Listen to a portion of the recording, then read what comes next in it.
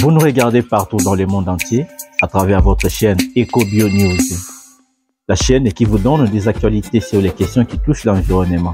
Aujourd'hui, dans ce magazine, nous allons parler de ces projets, les projets Couloir Vert Kivu-Kinshasa. Et pour en parler, c'est à l'occasion de la journée mondiale célébrée chaque 5 juin de chaque année. Aujourd'hui, pour en parler, nous avons des invités dans ce plateau. Et pour en parler, je reçois aujourd'hui M. John Lufukaribou, expert environnementaliste et défenseur local de l'environnement en Ituri. Mais aussi, je reçois M. Alain Bobozo, chef du bureau en charge d'inventaire et aménagement forestier à province de l'Ituri, à qui je leur dis déjà bonjour. Encore une fois, M. John Lufukaribou, bonjour. Vous êtes expert environnementaliste et défenseur local de l'environnement. Alors, c'est quoi ces projets et quels sont les principaux objectifs de ces projets Couloir Vert Kivu-Kinshasa? C'est vraiment une inspiration. C'est ainsi que le gouvernement congolais, avec l'initiative du ministère de l'Environnement et Développement durable, a initié le projet Couloir Vert Kivu-Kinshasa. En bref, en Persie, c'est quoi? C'est un projet qui a été initié par le gouvernement congolais, qui est chapeauté par le président de la République, et c'est un projet unique à son genre parce que il prévoit de mettre en place 540 000 km² d'espace protégé avec 2000 km, 2400 km. Et seront aménagés juste pour la conservation communautaire et la transition vers économie verte. Et aussi 285 000 km² de forêts tropicales premières, c'est-à-dire qui vont s'étendre sur 60 000 km² de tourbières aussi. Vous voyez? Et aussi 31,5 millions d'habitants vont dépendre de ces ressources naturelles de ces projets. Et sans parler des millions de capacités de tonnes de CO2 qui seront séquestrées dans cette réserve que nous venons de parler de 540 000 km², avec, quand on parle de 60 000 km² de tourbières, là on voit que ce sont des tourbières qui sont répétées dans la séquestration du carbone. Alors, il y a des objectifs que ces projets se sont produits, se sont fixés. Par exemple, 100 000 km² supplémentaires de forêts tropicales primaires seront conservés, qui vont occuper déjà 5% de la couverture nationale de la superficie de la RDC. Il y a 500 000 emplois supplémentaires qui devraient être initiés et créés avec ce projet Couloir Vert Kivu-Kinshasa qu'on est en train d'abréger par CVKK. Okay? Et 1 million de tonnes de produits agricoles doivent être produits et transformés et en fait exportés vers Kinshasa. Ils doivent être produits au niveau de l'Est, c'est-à-dire au Nord Kivu, transformés au Nord Kivu et être exportés vers Kinshasa pour la consommation. Donc, on ne peut pas exporter des produits que nous-mêmes nous n'avons pas encore commencé à consommer. Voilà, c'est ça. Donc, pour atteindre ces objectifs, le projet Couloir Vert vise à mobiliser jusqu'à 1 milliard de dollars pour des investissements de ces secteurs, notamment les secteurs privés. Et pour bien parler de ça, on a déjà environ au moins 100 millions de dollars dans les 3 secteurs, c'est-à-dire l'énergie, agriculture et transport. Il y a déjà 100 millions de dollars qui sont déjà affectés dans ces 3 secteurs, l'énergie, agriculture et transport. Alors, en bref, c'est ce que je voulais juste parler. Ça, c'est l'initiative, j'ai bien dit, du gouvernement congolais, qu'on peut parler du président de la République, puisque c'est lui qui chapeaute, c'est lui le garant de la République. Et comme l'historique, c'est en novembre où son Excellence, Monsieur le Président de la République, Félix Tshisekedi, qui a annoncé la création du couloir vert entre Kivu et Kinshasa. Quand on parle du Kivu, c'est les deux Kivu, donc le Kivu et Kinshasa. Et maintenant, en décembre 2024, il y a maintenant eu un amendement à la loi sur la nature. On a essayé de modifier par rapport à la conservation communautaire. Parce que l'ancienne loi ne permettait pas un grand espace comme pour la conservation communautaire. Alors, on a adapté la loi au projet, vu l'importance du projet. Et c'est maintenant en janvier 2025 qu'il y a eu un décret qui a été voté pour la création effective du projet Couloir Vert. Et aussi en 2025, il y a eu maintenant une création du Fonds du bassin du Congo. Fonds du bassin du Congo, qu'on a trouvé que c'est un véhicule d'investissement concessionnel qui est destiné à accélérer le développement du projet, c'est-à-dire le projet Couloir Vert au Kivu Kinshasa. Et il y a eu déjà l'élaboration des décrets établissant un cadre fiscal spécifique pour ce couloir vert. Et ici, en 2026, ce qui est visé, ce sont des principaux projets comme le projet de reboisement, des boisements ainsi que des résultats initiaux de ces projets.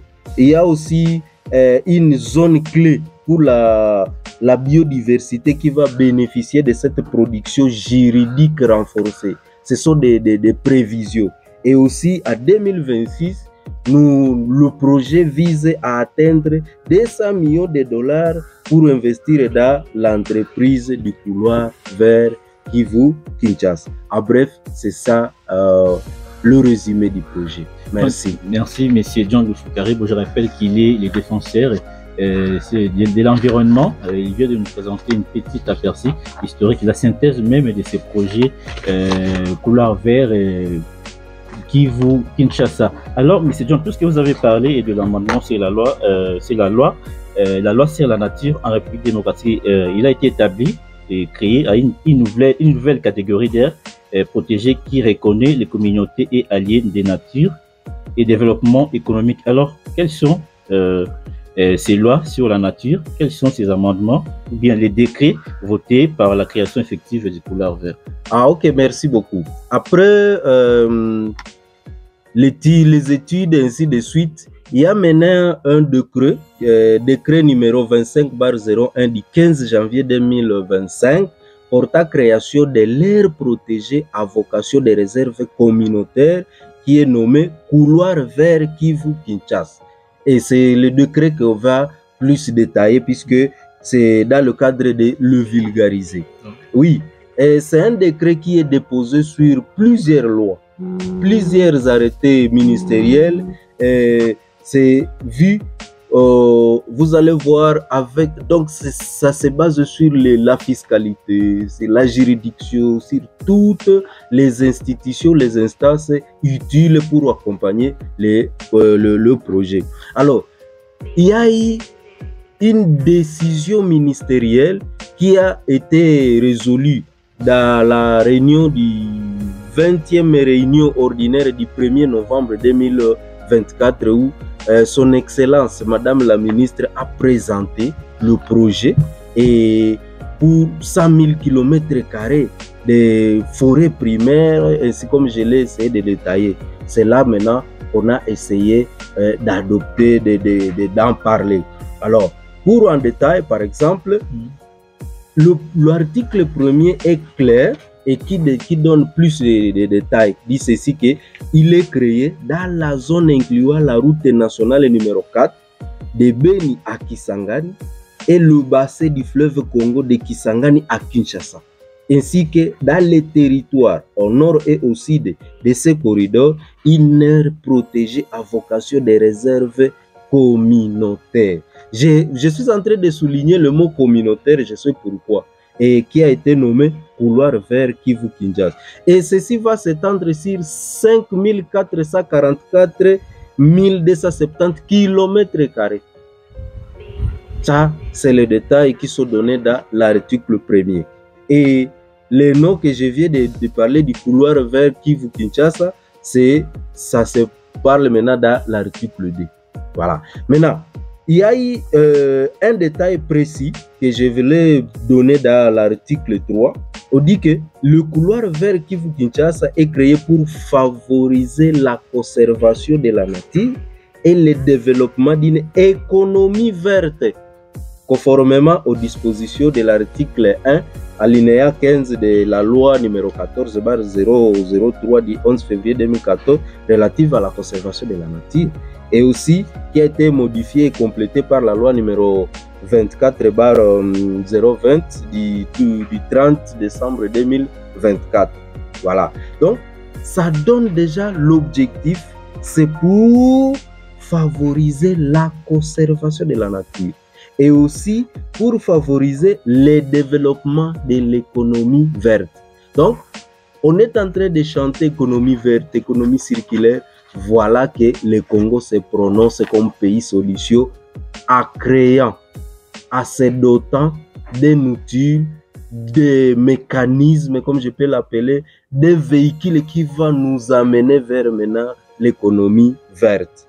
Et cette création de ce couloir Kivu-Kinshasa, couloir vert Kivu-Kinshasa, ne modifie ni ne purge aucun droit préexistant détenu par les communautés locales. Ça, c'est très important. La création du couloir vert Kivu-Kinshasa ne crée pas ou ne modifie pas ni ne purge aucun droit préexistant détenu par les communautés locales ou toute autre tierce, car il n'est pas encore procédé à la répartition et à l'affectation des zones à la suite notamment de l'enquête publique. Donc, vous allez voir que les législateurs, ou je peux dire le gouvernement, a tout prévu. Et c'est ce document qui va nous conduire, qui va nous aider à accompagner ces projets en tant que membres de cette communauté. Bénéficiaire d'ailleurs, parce que ça touche la province, ma province de l'Ituri, avec les deux territoires de l'Irumu et le Mambasa, dont nous allons en parler plus tard. Voilà. Alors, les nouveaux projets qui vont être initiés dans le cadre de ces projets et vraiment ont été aussi songés dans l'article 5.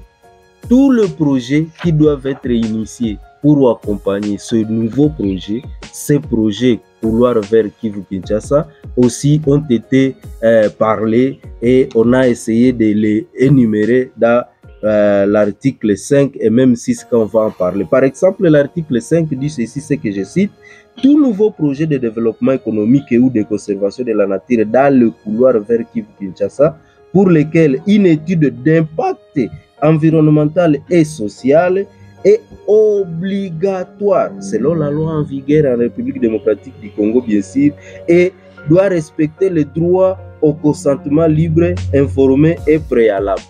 Vous voyez? C'est-à-dire, ce n'est pas à dire que c'est un projet qui va être unique à son genre. Doit d'abord respecter la loi congolaise, qui dit le régime sur les fonciers. Ce projet ne doit pas venir combattre la loi sur les fonciers. Donc, nous sommes l'État, nous nous accaparons de ceci. Non, ça doit respecter les lois. Par exemple, les GMK, on dit que ça doit respecter le droit au consentement libre, informé et préalable. Voilà, ça, je pense que les hommes de droit peuvent plus en détailler. Et ceci, les CLUP, c'est-à-dire consentement libre, informé et préalable des communautés locales et des peuples autochtones pygmées. Voilà. Donc voilà, vous venez là donc de suivre quelques articles qui nous a donné M.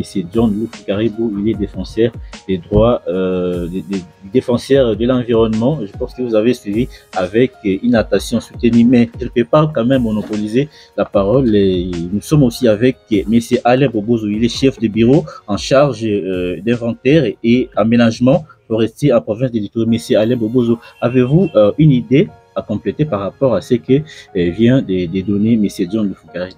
Tout à fait. Merci beaucoup, monsieur le journaliste. J'ai aimé l'exposé de mon collègue, l'expert de l'environnement, monsieur John Caribou. Le décret du 25 janvier, 25/01 du 15 janvier 2025, c'est la vision même du chef de l'État. sur la création d'un couloir vert, Kinshasa, le Kivu, Kinshasa. C'est une vision du gouvernement central de la RDC qui donne juste une réponse au cri d'alarme de la communauté locale et des peuples autochtones pygméens qui étaient d'autrefois marginalisés dans la gestion des choses publiques de l'État, surtout dans la chose de ressources naturelles. Nous avons participé à beaucoup de palabres qui étaient souvent entre la communauté locale et les institutions publiques, soit l'ICSN, autour de la gestion des ressources naturelles. Mais aujourd'hui, le chef de l'État, à travers le VPM de l'environnement et développement durable, Mme Eve Bazaïba, vient de donner une solution aux problématiques de la gestion des ressources naturelles, en créant maintenant une aire protégée à vocation de réserve communautaire en faveur des peuples autochtones pygmées et de la communauté locale. Alors, j'ai aimé, en parcourant ce décret, il y a des avantages qui sont vraiment palpables, notamment, on voit d'abord la gestion participative. Dans les temps, si vous voyez, dans plusieurs aires protégées, il y avait des aires protégées qui étaient venues s'imposer. On vient, on arrive dans une communauté locale, on dit tout de suite là, vous devez déguerpir. Mais avec l'initiative de décret des couloirs verts Kivu, Kinshasa, je pense que les autorités ont compris la quintessence des problématiques qui sont liées entre les communautés locales et les pygmées par rapport à la gestion des choses publiques. Parce qu'il faut associer la communauté locale et les autochtones pygmées qui sont des citoyens à part entière, par le décret même de chef de l'État qui vient de les situer d'ici là, pour dire que le peuple pygmée, lorsqu'il voulait faire quelque chose, il faut le faire avec eux. Comme qui dirait, si vous voulez faire quelque chose pour moi, sans moi, vous le faites exactement contre moi. Ouais. Alors, le gouvernement congolais a compris que il faut la transparence dans les financements des couloirs vers Kivu, Kinshasa. Il faut une gestion participative. On doit associer la communauté locale et les peuples autochtones pygmées. Il faut aussi un mécanisme de gestion des plaintes mis sur pied par le décret. Ce mécanisme-là, je voudrais un peu m'attarder sur ce mécanisme de plainte. Il est dit que les directives des mécanismes de plainte ne doivent pas être judiciaires. Aujourd'hui, si vous allez dans les œuvres de Fona Okapi, s'il faut les citer comme ça, vous trouverez que les communautés locales et les autochtones pygmées sont arrêtés comme des mouches. Donc, il n'y a pas de problème. Quand on apprend seulement que les pygmées fait ceci, on l'arrête. Or, on devait maintenant mettre sur pied un mécanisme de gestion de plaintes. Lorsqu'il y a un problème qui est entre la communauté locale et les autorités qui dirigent soit une réserve, on doit le mettre ensemble pour essayer de traiter le problème. Mais ce qui n'est pas le cas pour le moment. Ainsi, nous voyons aussi ce qu'on appelle aussi le respect des droits des consentements libres, informés et préalables. Les clips. C'est-à-dire quoi? Quand vous voulez instaurer par exemple une réserve ou bien une aire protégée, la première des choses, il faut une enquête publique qui doit impliquer toutes les parties prenantes, la communauté locale, les autochtones, les peuples pygmées et les autres autorités. Il faut les impliquer, ce qu'on appelle enquête publique. De deux, il faut le consentement libre de ces peuples-là qui vous êtes venus créer le couloir ou bien créer une aire protégée dans leur milieu. Alors, pour le moment, je peux dire que avec ces décrets de couloir vers Kinshasa, Kivu Kinshasa, c'est une solution au problème qui agaçait souvent la communauté locale avec les institutions publiques de l'État pour la création des aires protégées. Parce que tout de suite là, il y aura les enquêtes publiques qui seront menées, il y aura les études d'impact environnemental et social qui seront menées d'avance. Parce qu'il est dit que pour tout projet, agriculture, tout projet, air protégé, il faut d'abord mettre sur pied les études d'impact environnemental et social qui sera accepté de tous. C'est pourquoi on parle aussi du respect des droits, des consentements libres, informés et préalables. Donc tout cela doit se faire en amont au lieu de venir imposer un projet, parce que les projets imposés, le plus souvent, ça pose problème. Je donne un exemple. À ma tête de Mambasa, aujourd'hui, vous apprendrez qu'il y a des problèmes entre la réserve des fonds Okapi avec la communauté locale. Tout simplement parce qu'on n'avait pas tenu compte des études préalables des traites environnementales, on n'avait pas tenu compte des enquêtes publiques, on n'avait pas tenu compte des consentements libres informés au préalable, on n'avait pas associé tout le monde à la gestion publique des choses de la réserve, par exemple. C'est pour cette raison, nous disons merci d'abord au chef de l'État, les visionnaires de ces couloirs vers Kivu, Kinshasa, qui a initié, qui a mis en place tous les mécanismes administratifs et judiciaires pour la réussite totale de ce projet qui est maintenant sur le pied. Voilà, parce que dans votre intervention, parce que vous avez parlé de l'implication des peuples autochtones dans ces projets. Alors, quelle sera alors l'implication de la communauté locale dans ces projets? Effectivement, si vous lisez correctement le décret, il y a deux communautés qui sont citées, qui sont vraiment ciblées.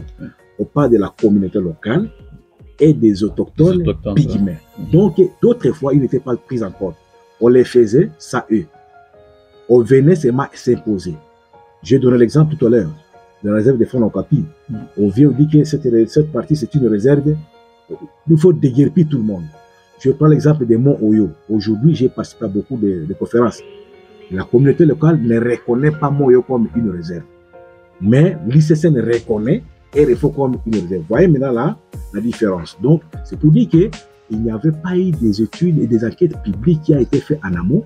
Il n'y avait pas eu des études de pacte environnemental qui ont été faites en amont. Il n'y avait pas une gestion participative de tout le monde dans la chose publique de l'État. Peut-être que la population, les autochtones, ils sont ignorants de leur participation dans ces projets. Est-ce qu'il y a-t-il des programmes de formation ou bien des sensibilisations qui sont prévus pour cette population autochtone? Merci, monsieur le journaliste. Je pense que la RDC est sous le gouvernement de son Excellence, monsieur le Président Tshisekedi, il veut initier une loi en faveur des autochtones pygmées. Il y a une loi qui les reconnaît comme des citoyens à part entière. Donc, ils ne sont pas déconsidérés. Ils ont droit maintenant à la gestion des ressources naturelles, à la gestion des fossiers, à la gestion de l'exploitation forestière, même minière.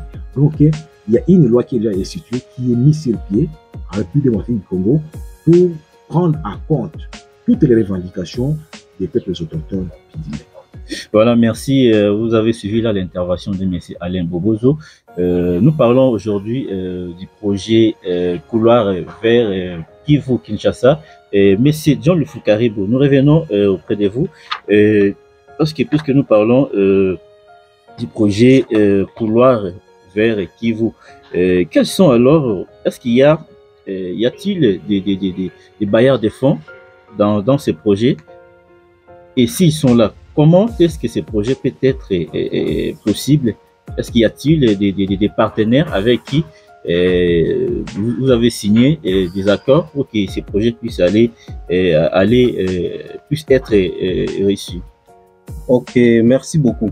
Bon, d'abord, je voulais juste enrichir aussi par rapport à la question de la participation participative, donc l'implication des communautés, puisque quand tu vas voir l'article 9 du décret, là on essaie d'éclaircir, parce que là on dit que il y aura quand même, on doit nommer un organisme ou un consortium délégataire visé avec l'article 8 qui détaille là-bas. Ça a maintenant un rôle de faciliter cette participation communautaire. Donc tout est prévu et c'est grâce à ce décret que nous pouvons réussir à faire le suivi de ce qui est planifié pour la réussite, puisque nous ne sommes pas là pour mettre les bateaux dans les roues de ce projet, mais pour faciliter, accompagner le projet du chef de l'État. Maintenant, par rapport à ta question, à ce qui concerne les bailleurs de fonds, c'est l'initiative nationale. C'est l'initiative du président de la République. C'est-à-dire que dans le budget national d'abord, il y a des fonds qui seront prévus pour accompagner le projet. Ça, c'est primordial. Maintenant, il y a des plaidoyers qui seront menés et qui sont en train d'être menés pour accompagner le projet. Par exemple, il y a l'Union européenne qui s'est prononcée pour soutenir le projet Couloir vers Kivu-Kinshasa. Avec, je pense, des millions, des centaines de millions de dollars. Je vais essayer de vérifier pour donner le chiffre exact. Voilà. À part l'Union européenne, il y a aussi des partenaires qui soutiennent toujours la RDC comme CAFI.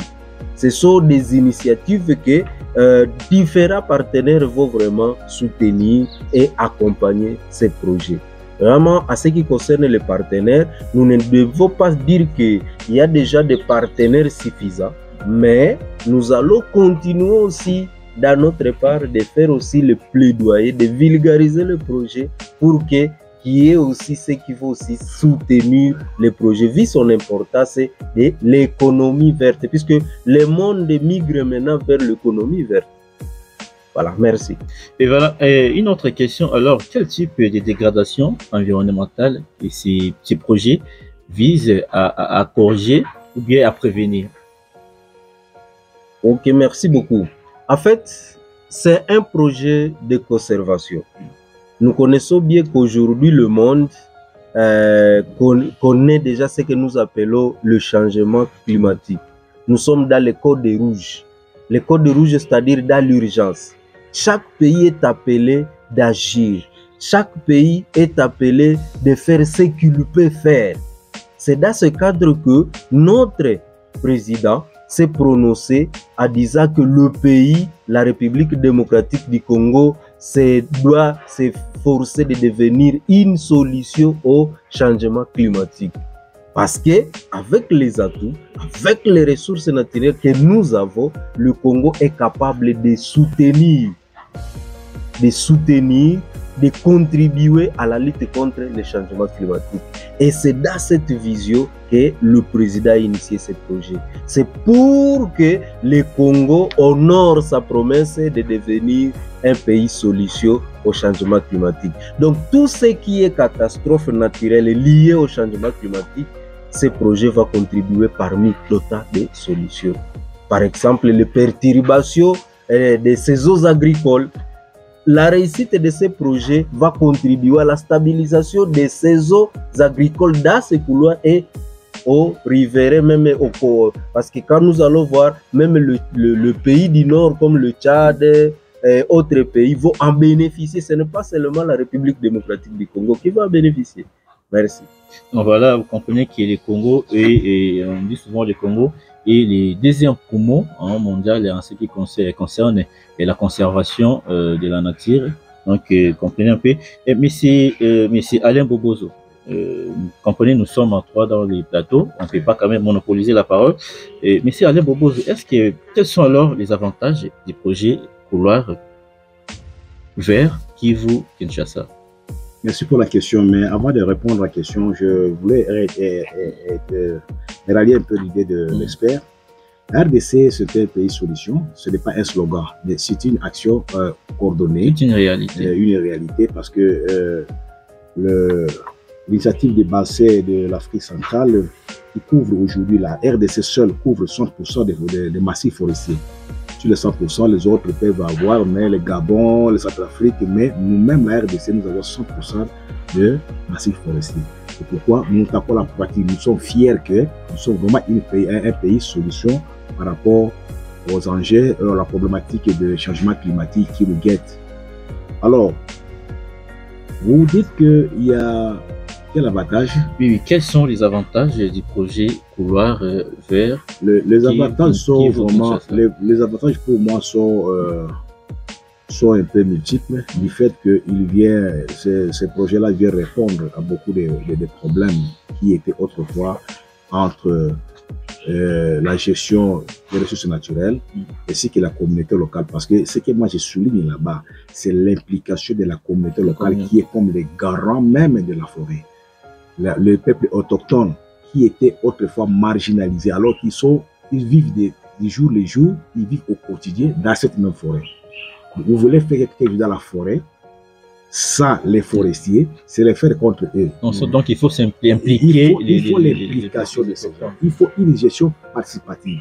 Ce que moi j'ai trouvé important dans ces projets, c'est le fait que le gouvernement central a mis un accent particulier sur la participation des communautés locales et des peuples autochtones qui étaient autrefois rejetés, marginalisés dans leur propre droit. Ça, c'est l'avantage. De deux, il y a un autre avantage, la transparence dans le financement de ces projets-là. Et l'entreprise publique et l'entreprise privée et la communauté locale, ainsi que les autochtones, donc tout le monde sera impliqué, doit avoir une connaissance claire sur la source de financement de ces projets-là. Le trois, autre avantage, c'est le consentement libre, informé et préalable. Vous savez que quand vous venez avec un projet calqué de quelque part et qu'il n'y a pas eu d'identification des problèmes du milieu, ce qui pose problème. Beaucoup de projets ont échoué, parce que moi je suis de développement rural. Quand vous calquez un projet de quelque part des États-Unis, vous l'amenez ici, sans consulter les problématiques même du milieu, les projets échouent. Alors, le fait même que le décret a demandé à ce qu'il y ait un consentement. D'abord, avant le consentement, une enquête publique et participative et un consentement libre, informé au préalable, je pense que pour nous, c'est un avantage. On ne parlerait plus de conflit entre la communauté locale avec les aires protégées. On en parlera plus parce que tout ce qu'on a fait ensemble, il n'y aura pas de couacs. Si on a décidé quelque chose ensemble, on va le faire avec objectivité, on va capitaliser. Donc on va comprendre que ce que nous faisons, c'est pour notre propre intérêt. Donc il y a plusieurs avantages à cela. Et pourquoi moi je dis merci d'abord au chef de l'État pour avoir raisonné pour la participation de tout le monde, les enquêtes préalables et les consentements libres des partis. Le projet est lancé. Maintenant, quand la quête sera participative sur terrain, on va essayer de voir est-ce que dans telle province, on a ciblé tel territoire, c'est possible ou pas.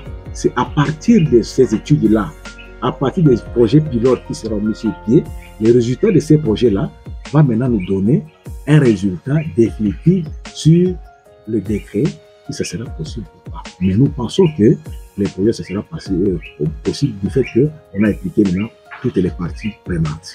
Voilà, merci monsieur Alain Bobo. Je rappelle que vous êtes chef du bureau en charge d'inventaire et aménagement forestier à province de l'Ituri. Donc c'était là les avantages qu'il nous a donné monsieur Alain Bobo dans ce projet couloir vert Kivu Kinshasa. Monsieur Alain Loufoukaribo, en dehors des avantages qu'il vient de donner monsieur Alain Bobo, avez-vous encore d'autres avantages à nous donner par rapport à ce que vient de donner M. Alain Bobo? Oui, merci beaucoup. En fait, c'est aussi parmi les avantages, j'ai noté plus les procédures de la bonne gouvernance prévues dans ce projet. Surtout cette bonne gouvernance, si vous voyez l'article 8, détaille quelques mécanismes prévus. Et aussi, à l'article 9, il y a aussi plus de détails, ce qui est prévu. Et ce que nous souhaitons est que ça soit ainsi. Par exemple, à son alinéa prévu A de l'article 9, il y a maintenant la transparence financière qui va être imposée et la transparence environnementale. Ça, c'est d'abord quelque chose, c'est un avantage.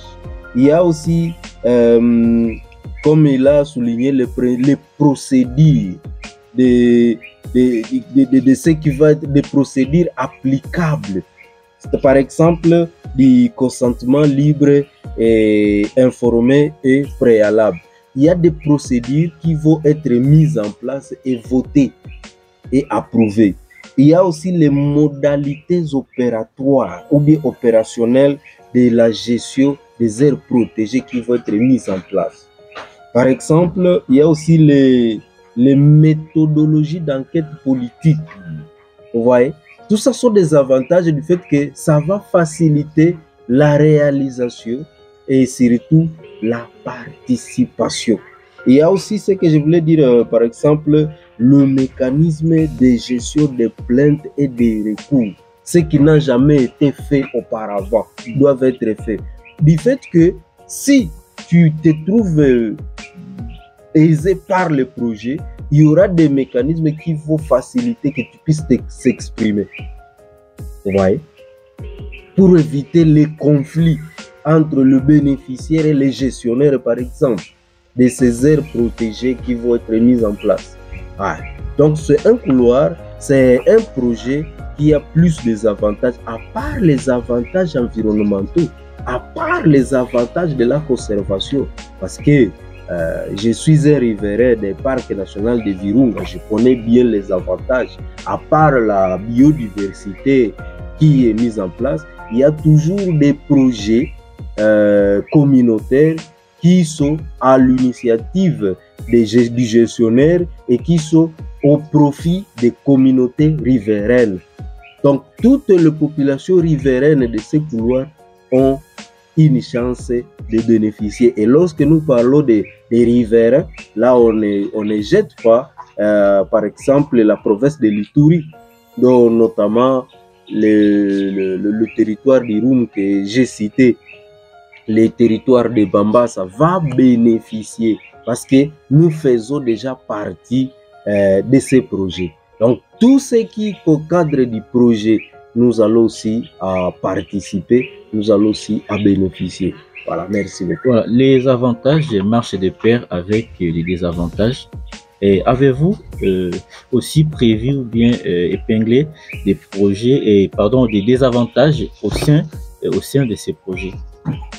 Merci beaucoup. D'ailleurs, au lieu de parler plus de désavantages, moi je voulais parler plus des risques. Les risques, voilà. Dangers. Oui, les dangers ou les risques qui pourraient laisser que ces projets ne puissent pas atteindre ces objectifs. C'est plus la précision, la vision. Quand nous avons une vision et nous l'alimentons par des objectifs à atteindre, nous devons aussi avoir des objectifs spécifiques et des actions à mener. Tout ça, c'est un projet qui est bien établi, qui respecte un projet SMART. Là, je la loue plus, je loue ce projet et les initiateurs, surtout le président de la République démocratique du Congo. Ainsi, il y a maintenant des risques qui pourraient plus emboîter ou jouer sur la réalisation des visions. Par exemple, c'est le tâtonnement. Du fait qu'il y a déjà des partenaires financiers, des partenaires techniques qui commencent à se prononcer, nous n'avons pas droit à l'erreur, nous, gouvernement congolais, nous, Congolais, République démocratique du Congo, du fait que nous venons d'initier. Par exemple, moi, je peux dire les risques, c'est plus, nous voulons plus promouvoir l'économie verte et en même temps, nous voulons plus aller vers le contraire. Par exemple, les énergies fossiles. Moi, je peux dire que ce n'est pas mal de développer la RDC, mais ça, c'est vraiment un modèle de développement durable. Mais parmi les risques, je peux dire par exemple les projets de 52 blocs. Parce que lorsque vous allez voir l'attribution, la cartographie de ces blocs va toucher le projet du couloir. Donc, ça va directement dans le sens contraire de la conservation. Si nous voulons que ces projets réussissent, nous devons nous méfier des projets qui peuvent nous mener vers l'échec du projet. Ça, c'est vraiment un risque. Ne pas considérer l'avantage, l'importance capitale de cette conservation. Là, je parle comme environnementaliste. Je connais vraiment le bienfait que nous pouvons bénéficier de ce projet. C'est un projet durable qui peut durer, donc le petit-fils de mon petit-fils de mon petit-fils peut bénéficier par rapport aux projets qui sont épuisables, sont peut-être un développement mais non durable. Ce sont parmi les... Je peux vraiment insister sur ces risques en demandant au gouvernement de se méfier plus que, parce que vous allez voir, nous sommes sur une balance. Le même bailleur peut nous proposer de soutenir le projet fossile ou de l'extraction, par exemple, du pétrole. Le même bailleur ou partenaire peut nous proposer de soutenir la conservation. Maintenant, c'est à nous de se prononcer. Lui ne peut pas financer les fossiles, ne peut pas financer aussi la conservation. Non, c'est deux poids, deux mesures. Voilà. Nous avons une grande chance.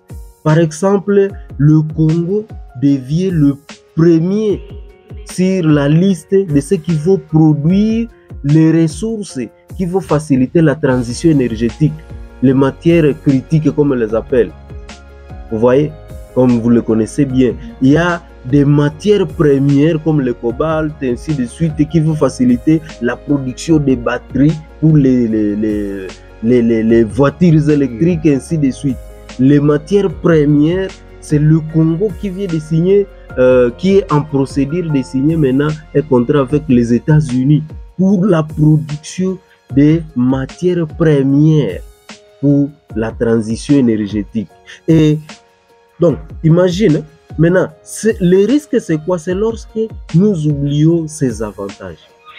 Nous avons déjà un projet durable et nous voulons encore mettre en place un projet non durable qui va controverser, qui peut bloquer maintenant ces projets durables.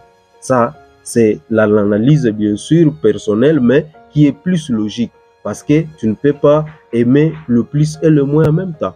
Voilà, merci d'abord pour ça. Merci, M. John Loufou Caribou, expert et environnementaliste et défenseur local de l'environnement ici dans la province de l'Ituri. M. Alain Bobouzou, parce que nous sommes en train de citer petit à petit dans notre magazine et un mot par rapport au risque ou bien de danger que vous pouvez épingler dans ce projet. Tout à fait, merci beaucoup. J'ai suivi l'expert. Il n'a pas voulu qu'on parle des avantages, il a parlé des risques. Il a parlé de risques, mais moi je vais plutôt parler des forces, faiblesses, opportunités, menaces. C'est-à-dire, dans ces projets-là, il y a des forces qui sont là. Il y a aussi des faiblesses, il y a des opportunités, il y a des menaces au même moment. Parmi les forces, nous pouvons exploiter. Nous avons l'espace. De l'est à l'ouest, nous avons l'espace, nous avons la forêt. Il y a d'autres faiblesses que nous devons aussi surmonter. Il y a des opportunités que nous devons capitaliser maintenant pour que le projet puisse réussir. Et quelles sont ces opportunités? Les opportunités sont nombreuses. Les opportunités pour nous, nous avons les ressources naturelles disponibles. Nous avons la faune, nous avons la flore. Nous avons tout ce qui est nécessaire pour la réussite de cette aire protégée. Parmi les forces, nous avons des compétences qui peuvent gérer cette aire protégée à vocation communautaire. Parmi les menaces maintenant, nous pouvons citer un seulement. Actuellement, il n'est secret pour personne. Il y a des menaces de braconnage qui menacent aussi les aires protégées. Il y a des menaces des groupes armés qui menacent aussi l'applicabilité des aires protégées. Il y a plusieurs menaces que nous devons contraindre. Donc, moi, je préférais parler des formes qui est force, faiblesse, opportunité et menace. Si nous voulons vraiment réussir dans ce projet-là, il faut mettre les gens dans tout, et voir comment on peut les surmonter. Parce que dans toute activité humaine, les faiblesses ne manquent pas, les menaces ne manquent pas non plus aussi. On ne peut pas dire que combien de menaces, on croise les bras, non. Il faut aller de l'avant. Donc, le projet est déjà lancé, les décrets est signé. Il nous appartient maintenant de capitaliser tout ça, les forces que nous avons, les faiblesses qui existent, les opportunités que nous avons et les menaces qui sont présentes dans nos murs, pour voir comment on peut les surmonter pour aller de l'avant. Merci à M. Alain Bobouzou. Nous sommes en train de citer, puisque vous êtes chef du bureau en charge d'inventaire et aménagement forestier ici dans la province de l'Ituri, vous êtes, je peux dire, vous êtes l'œil de la population pour les questions qui touchent l'environnement.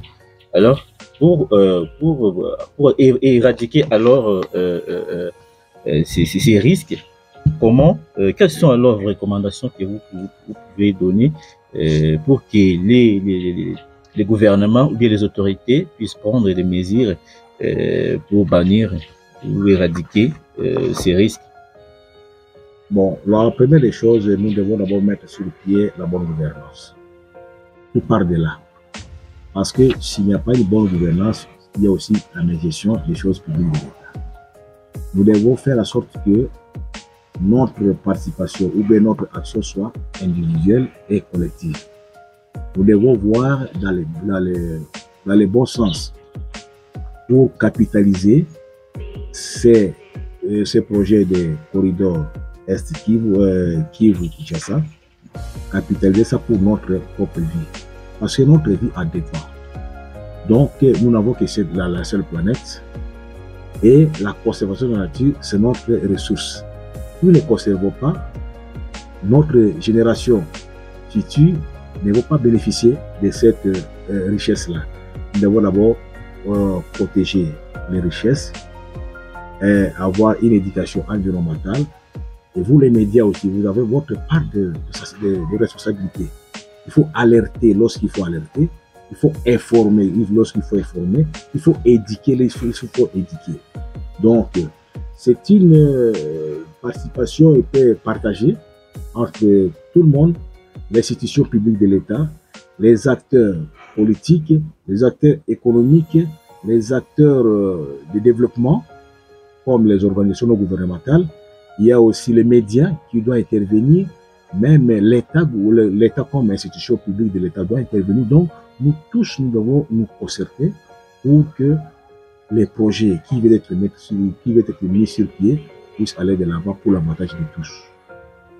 Voilà, merci beaucoup, Monsieur Alain Bobozo, de nous avoir donné, je dirais, votre contribution par rapport aux solutions que les gouvernements peuvent apporter pour éradiquer les dangers dans ces projets. Je reviens auprès de vous, M. John Lufukaribou, défenseur de l'environnement, parce que nous tendons déjà vers la fin de notre magazine. Avez-vous aussi des recommandations à émettre auprès du gouvernement pour pallier à cette solution? Oui, merci beaucoup. En fait, ce que je pourrais plus recommander à notre gouvernement, c'est de se faire preuve de la bonne gouvernance dès le début du projet. C'est-à-dire, ceci peut attirer et peut renforcer la confiance des donateurs. Parce que celui qui donne un, et vous le gérez bien, il peut être motivé de donner maintenant 10. C'est ceux qui nous ont contribué déjà, ceux qui se sont déjà prononcés, nous devons vraiment le prouver, cette capacité de gérer, de bien gérer, pas seulement de gérer, mais de bien gérer. Et plus de faire impliquer les communautés avec, comme c'est dit, c'est-à-dire à considérer toutes les couches des populations concernées. Et je ne pourrais pas plus faire une recommandation seulement au gouvernement, mais aussi à nous les communautés, les bénéficiaires, de s'approprier le projet, de connaître c'est quoi au juste, de s'informer, de faire des recherches déjà, et pourquoi pas maintenant de commencer même à envoyer nos enfants dans des facultés de conservation de la nature, sachant que demain ils seront maintenant des conservateurs de ces couloirs vers Kivu-Kinshasa.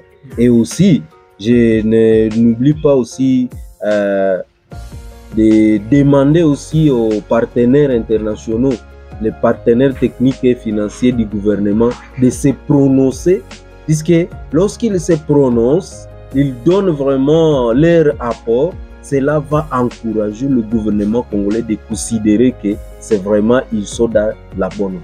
Merci. Voilà, merci M. John. Nous sommes arrivés à la fin de notre magazine. Avez-vous un mot à passer par rapport à cette activité?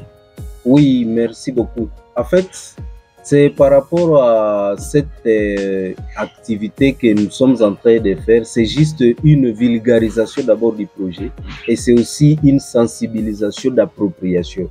Tous ceux qui nous visualisent, tous ceux qui nous écoutent doivent comprendre que c'est à leur tour maintenant de soutenir selon le pouvoir qu'ils ont.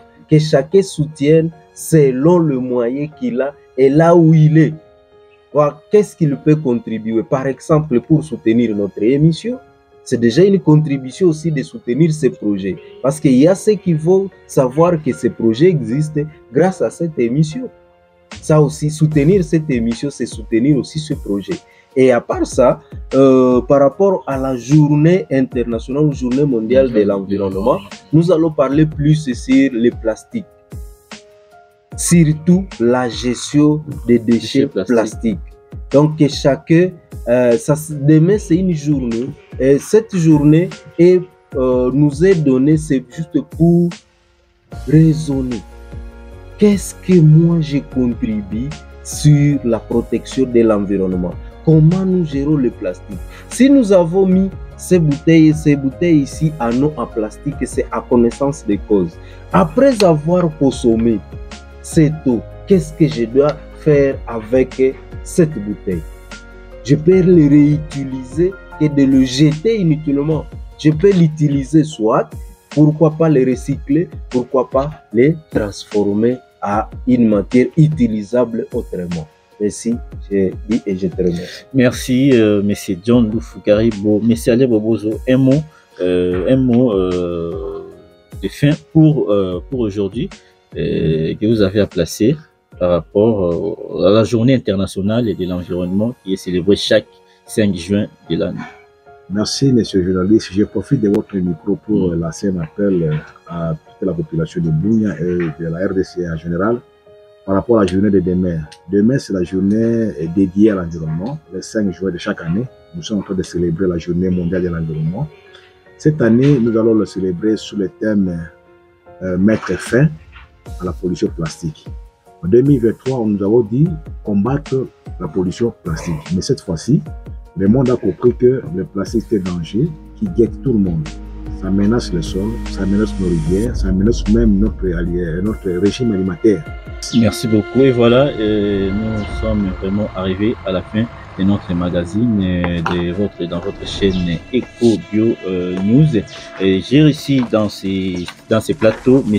John Loufou-Caribou, il est expert environnementaliste et défenseur et local de l'environnement en Ituri, mais aussi M. Alain Bobozo, chef de bureau en charge d'inventaire et management et aménagement forestier en province de l'Ituri. Je suis Victor Loela, le présentateur de ces magazines. Il était d'ailleurs la caméra, les réalisateurs et M. Elias Baeveka. En tout cas, on se retrouve prochainement pour d'autres numéros de votre magazine.